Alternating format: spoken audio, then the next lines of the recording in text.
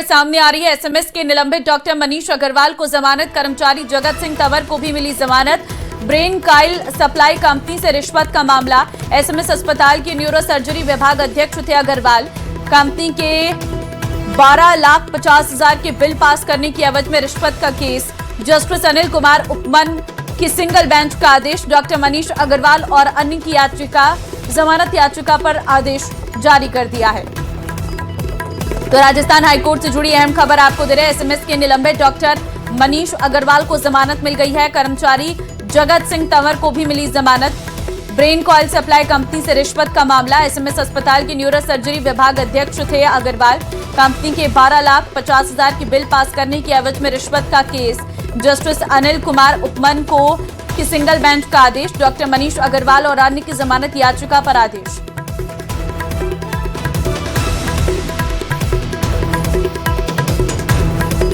तो एसएमएस के निलंबित डॉक्टर मनीष अग्रवाल को जमानत मिल गई है। कर्मचारी जगत सिंह तंवर को भी इस मामले में जमानत मिल गई है। राजस्थान हाईकोर्ट से जुड़ी ये बड़ी खबर आपको दे रहे हैं। ब्रेन कॉइल सप्लाई कंपनी से रिश्वत का ये पूरा मामला। एसएमएस अस्पताल के न्यूरो सर्जरी विभाग अध्यक्ष थे अग्रवाल। 12,50,000 रुपए के बिल पास करने की एवज में घूस का ये पूरा मामला है। भीलवाड़ा जिले के मांडल क्षेत्र में एक बड़ा हादसा सामने आया है। हरिपुरा और भगवानपुरा के बीच यात्रियों से भरी एक बस ओवरटेक करने के दौरान अनियंत्रित होकर पलट गई। हादसे के समय बस में करीब 50 से 55 यात्री सवार थे, जिसमें 30 से अधिक यात्री घायल हो गए हैं। घटना के बाद मौके पर अफरा तफरी मच गई। सूचना मिलते स्थानीय लोग मौके पर पहुंचे और घायलों को बाहर निकालकर अस्पताल में भर्ती कराया। कई घायलों की हालत गंभीर बताई जा रही। फिलहाल पुलिस ने मामला दर्ज कर हादसे के कारणों की जांच शुरू कर दी है।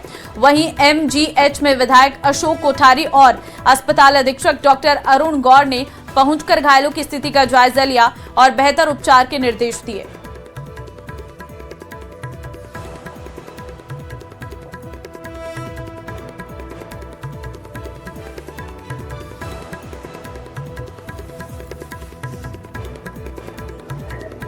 और भगवानपुरा पहुंचने से पहले ड्राइवर को बोला भी था कि थोड़ी धीरे चलाओ, लेकिन वो नहीं माना। फिर वो उसी लेट फीस के चक्कर में बहुत तेज चला रहा था और आगे ट्रैक्टर जा रहा था, ट्रैक्टर को ओवरटेक करके निकला था, पटरी से नीचे उतर गई गाड़ी। मेले के मद्देनजर नगर निगम की विशेष कार्रवाई देखने को मिली है, जहां नगर निगम की टीम ने अवैध रूप से बनाए जाने वाले करीब 12 निर्माण सीज किए हैं और नोटिस भी चस्पा कर सभी से जवाब मांगा है। साथ ही निर्माण को लेकर दस्तावेज भी मांगे गए हैं। टीम ने दरगाह क्षेत्र में अलग अलग इलाकों में कार्रवाई की। बिना नक्शे के अवैध रूप से निर्माण करने पर टीम ने कार्रवाई की है।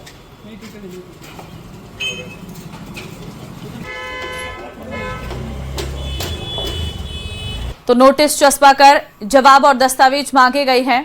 दरगाह क्षेत्र में अलग अलग इलाकों में ये कार्रवाई की गई है। उर्स मेले के चलते ये कार्रवाई की जा रही है।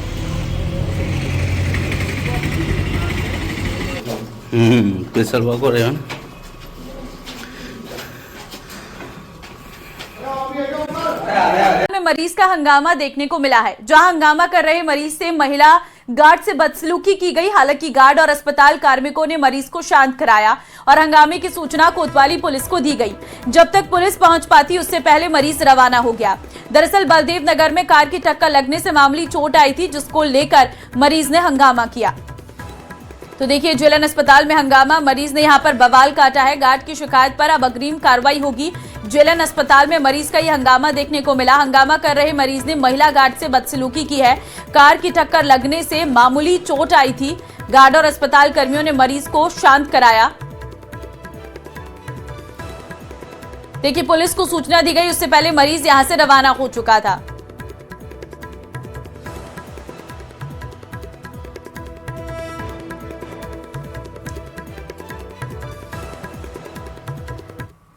जयपुर में जेटीए प्रवर्तन शाखा की बड़ी कार्रवाई देखने को मिली है, जहां गांधीनगर मोड़ स्थित शंकर मिष्ठान भंडार पर टीम ने कार्रवाई करते हुए 3 मंजिला अवैध निर्माण को सील किया है।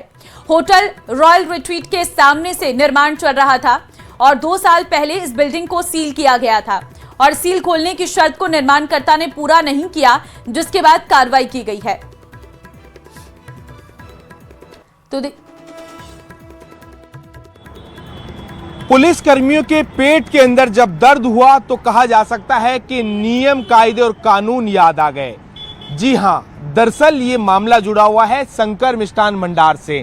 महज यहाँ से कुछ मीटर दूर पुलिस मुख्यालय है, जहाँ पर पार्टी के लिए इसी दुकान से गाजर का हलवा बनवाया गया था, जिस गाजर का हलवा खाने से कई पुलिसकर्मियों सहित आईपीएस अधिकारियों के पेट में दर्द हो गया था। नौबत यहाँ तक आ गई थी कि उन पुलिस के जवानों को आईसीयू तक में भर्ती करवाया गया था, जिसके बाद में स्वास्थ्य विभाग की टीम ने पिछले दिनों शंकर मिष्ठान भंडार के ऊपर कार्रवाई की और इसके जो तमाम मिठाइयों के सैंपल थे वो कहा जा सकता है कि उनमें कई जो खामियां पाई गई, उसके बाद में स्वास्थ्य विभाग की टीम ने एक्शन लिया।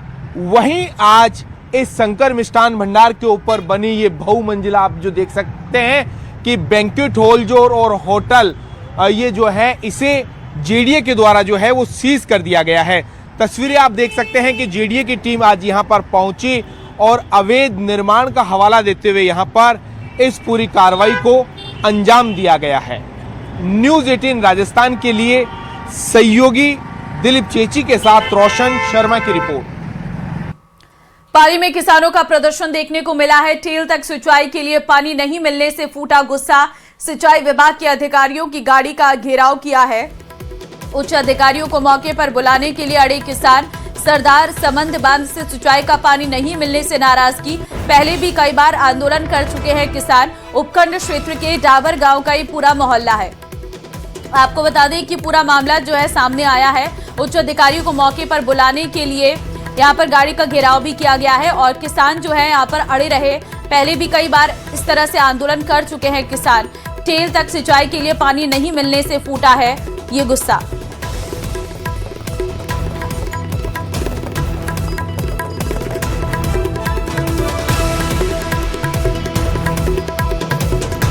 बूंदी के नैनवा इलाके में यूरिया खाद लेने के लिए एक बार फिर लंबी कतारें देखने को मिली हैं। किसानों का कहना है कि खाद की कमी के चलते उन्हें कई घंटे तक लाइन में खड़ा रहना पड़ रहा है। यूरिया खाद के 1200 बैग ही वितरण के लिए बताए जा रहे हैं, जबकि समिति के व्यवस्थापक ने बताया कि 800 बैग आए हैं। किसानों का आरोप है कि 3 गाड़ियों में कुल 1200 बैग यूरिया खाद पहुंची थी। सूचना पर पुलिस पहुंची और खाद वितरित के लिए लाइन लगाकर खाद का वितरण किया गया। खाद की किल्लत के कारण हालात ऐसे बन गए हैं कि स्कूली छात्राएं भी खाद लेने की लाइन में खड़ी नजर आई है। नंबर की पर्ची है मेरे पास में। अरे अब तक कितने कटे निकाल चुके हैं, ये कहाँ से निकले? 33 नंबर का मैं यहाँ खड़ा हूँ। कितना टाइम हो गया आपको? 2 घंटे हो गए मेरे को यहाँ खड़े हुए। मतलब 100 पर्ची काटी थे और बाकी कट्टा का बच रहा थे। बताओ आधे पब्लिक का कोई पर्चा होना आधे को कोई। तो उधर बीकानेर के लूणकरणसर में भी लोग यूरिया खाद की किल्लत से परेशान हैं। टोकन के लिए सैकड़ों की संख्या में किसान लंबी लाइन में लगे हुए हैं। सर्दी के मौसम में किसान और टोकन से उन्हें सिर्फ 3 बैग यूरिया खाद मिल रही है। किसानों की भीड़ के चलते पुलिस भी यहां पर तैनात है।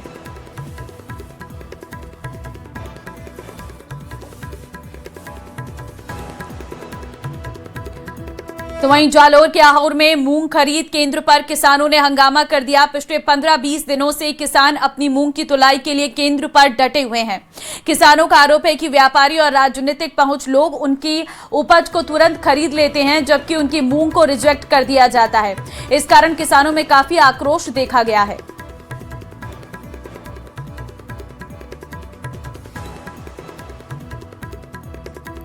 मुख्यमंत्री भजनलाल शर्मा पहुंचे पूंचरी गलौटा श्रीनाथ जी मंदिर में। जन्म दिवस पर की पूजा अर्चना। बीजेपी कार्यकर्ताओं ने उनका स्वागत किया। घना कोहरा होने के कारण सीएम को पूंचरी गलौटा पहुंचने में काफी देरी हुई। सीएम का हेलीकॉप्टर जो है घना कोहरा होने के चलते लैंड नहीं हो पाया, जिसके चलते सीएम का हेलीकॉप्टर आगरा एयरपोर्ट पर रुका और उसके बाद जो है जब मौसम थोड़ा सामान्य हुआ तो सीएम जो है श्रीनाथ जी मंदिर में पहुंचे हैं। अपने जन्म दिवस के मौके पर सीएम का यहां पहुंचना अपने आप में ये मायने रखता है कि सीएम अपने आराध्य देव के दर्शन के लिए हर शुभ कार्य में पहुंचते हैं। ऐसे में वो अपने बेटे और साथ ही अपनी पत्नी के साथ यहाँ पर पहुंचे थे। बीजेपी कार्यकर्ताओं ने इस दौरान उनका स्वागत किया। मंदिर में भी पहले से ही पुजारी उनके स्वागत के लिए खड़े नजर आए और आपको बता दें कि बीजेपी कार्यकर्ताओं ने यहां पर उनका स्वागत किया। चलते लोग परेशान हैं। पानी की निकासी न होने से मेन रोड पर पानी फैला रहता है। कई बार लोगों ने नगर परिषद को शिकायत दी, लेकिन कोई कार्रवाई न होने पर आज लोग सड़कों पर उतर आए और जाम लगा दिया गया। गुस्साए लोगों ने नगर परिषद और प्रशासन के खिलाफ जमकर नारेबाजी भी की। वहीं जाम के कारण बूंदी नैनवा लाखेरी मार्ग बाधित हो गया, जिससे दोनों ओर वाहनों की लंबी कतारें लग गई। सूचना पाकर मौके पर पहुंची कोतवाली थाना पुलिस सहित नगर परिषद के अधिकारियों ने समझाइश की। अधिकारियों के आश्वासन के बाद आक्रोशित पार्षद और इलाके के लोग माने हैं। 18 महीने से जब से सभापति बैठी हुई है, नैनवा रोड क्षेत्र में नाले के इधर का एक भी वर्क नहीं होता है। कई गलियों के ड्रेन टूटे हुए हैं, नाले टूटे हुए हैं। यहाँ पर आए दिन लोगों को गिरते हुए देखते हैं। इस समस्या को लेके हमें मजबूरन हमारी सरकार हमारी सभापति होने के बावजूद भी आंदोलन करना पड़ा है।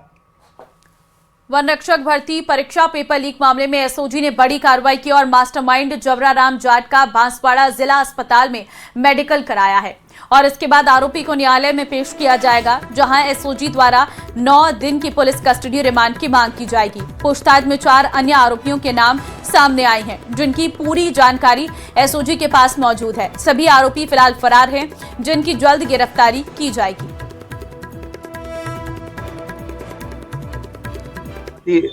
तौर में जो है ये शुरू से ये प्रयासरत था कि किसी न किसी तरह से इसको पेपर मिल जाए और इसने काफ़ी पैसा इसके जरिए कमाया है। उसकी रिकवरी के लिए हम इसका दोबारा से फिर रिमांड लेंगे। अभी तक जो भी चीज़ें इसने बताई है उनका हम वेरिफिकेशन कर रहे हैं, डिटेल इंट्रोगेशन चल रहा है और भी इस कड़ी के अंदर जो भी मुलजिम आएंगे उन सभी का जो है डिटेल इंट्रोगेशन होगा। बड़ी खबर अजमेर से है, जहां हरिभाव उपाध्याय नगर के राधा विहार इलाके में बिल्डिंग को गिराते समय हादसा हो गया। हादसे में एक युवक के मलबे में दबने की खबर आई है सामने। युवक को बाहर निकाल लिया गया है। 2 मंजिला इमारत को तोड़ते समय यह हादसा हुआ है। मामले की सूचना पर हरिभाव उपाध्याय नगर थाना पुलिस मौके पर पहुंची है। घायल को जेएलएन अस्पताल ले जाया गया। हादसे के बाद सड़क पर भारी भीड़ भी लग गई है। बड़ी खबर आपको दे रहे हैं, अजमेर से यह खबर सामने आ रही है, जहां पर 2 मंजिला इमारत को तोड़ते समय बड़ा हादसा हुआ है। बताया जा रहा है कि 2 मंजिला इमारत को तोड़ते समय युवक इसमें दब गया है। बिल्डिंग को गिराते समय यह हादसा हुआ है। हरिभाऊ उपाध्याय नगर के राधा विहार इलाके में बिल्डिंग को गिराते समय हादसा हो गया। हादसे में एक युवक के मलबे में दबने की खबर आई है सामने। युवक को बाहर निकाला गया है। 2 मंजिला इमारत को तोड़ते समय हादसा हुआ है। मामले की सूचना पर हरिभाऊ उपाध्याय नगर थाना पुलिस मौके पर पहुंची और घायल को जेएलएन अस्पताल ले जाया गया। हादसे के बाद सड़क पर भारी भीड़ लग गई है। तो ये तस्वीर हम आपको दिखा रहे हैं, आप देख सकते हैं। ये राधा विहार इलाका है, जहां पर बिल्डिंग को गिराते समय यह हादसा हुआ है। 2 मंजिला ये बिल्डिंग जिसे गिराया जा रहा था और यहाँ पर एक युवक मलबे में दब गया। फिलहाल घायल युवक को निकाल लिया गया मलबे से और तुरंत उसे अस्पताल में भर्ती कराया गया। 2 मंजिला इमारत को तोड़ते समय यह हादसा हुआ है। देखिए, ये है वो युवक जिसे निकाल भी लिया गया है और फिलहाल अस्पताल में भर्ती कराया गया है। ये जानकारी सामने आ रही। घटना की सूचना के बाद पुलिस मौके पर पहुंची और देखिए आप, इलाके में पूरी तरह से भीड़ जमा हो गई। 2 मंजिला इमारत को तोड़ते समय यह हादसा बताया जा रहा है। बिल्डिंग को पूरी तरह से गिरा दिया गया है।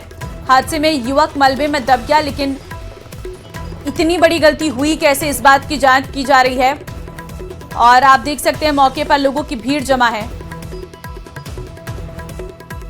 अशोक संवाददाता इस वक्त लाइव हमारे साथ है, सीधे उन्हीं का रुख कर लेती हूँ। अशोक, जरा बताइए कैसे हुआ यह हादसा?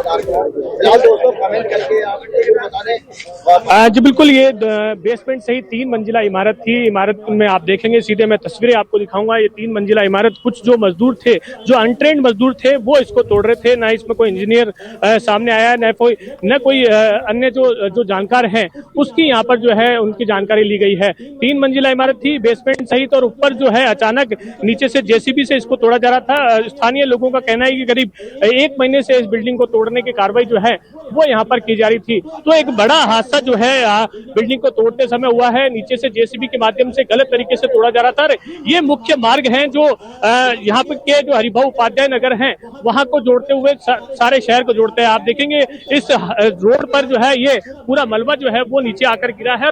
एक जो पेड़ था वो भी यहाँ पर जो है वो इसके कारण गिर चुका है। तो एक गनीमत ये रही कि उस दौरान कोई यहाँ से गुजर नहीं रहा था, अन्यथा एक बड़ा हादसा भी जो है वो यहाँ पर ये जो जिसके माध्यम से तोड़ा जा रहा है उसकी लापरवाही से हो सकता था। तमाम जो लोग हैं वो यहाँ पर खड़े हैं। हादसे में करीब 3 मजदूर जो है उस समय यहाँ पर मौजूद थे। उसमें से एक जो मजदूर है वो यहाँ पर दब गया था और उसको जो है गंभीर अवस्था में अजमेर के जेएलएन अस्पताल में जो है ले जाया गया है। यहाँ के जो स्थानीय लोग हैं उनसे बातचीत करते हैं, उनसे जानते हैं क्या स्थिति जो है वो बन गई थी। आप क्या देख रहे थे, क्या हुआ था उस समय?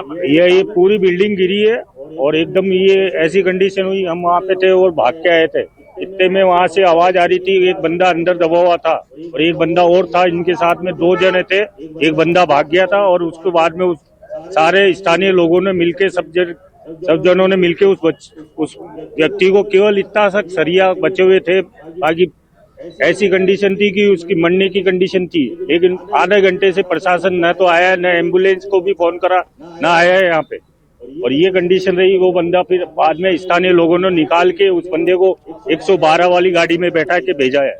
क्या बड़ा हादसा हो सकता था अगर ये, क्योंकि आप देख रहे हैं रोड पर ये था, ऐसे में कोई अचानक गाड़ियां होती और स्कूल की गाड़ियां आती है बड़ी संख्या में, बड़ा हादसा हो सकता था। बहुत बड़ा हादसा हो सकता था। न तो यहाँ पे रोड पे न तो कोई 2, 4, 5 जने न तो यहाँ इधर उधर कर रहे थे। प्रशासन कोई गाड़ी भी आ रही थी तो भी ये कंडीशन थी कि अगर कोई गाड़ी आ जाती तो वो भी हादसे में सम्मिलित। लेकिन गनीमत ये रही कि उस समय ऐसा हादसा हुआ जब कोई गाड़ी नहीं निकली। कोई गाड़ी यहाँ पर नहीं थी, आप भी थे बचाने में। क्या स्थिति बनी थी जब ये बिल्डिंग ढही होगी?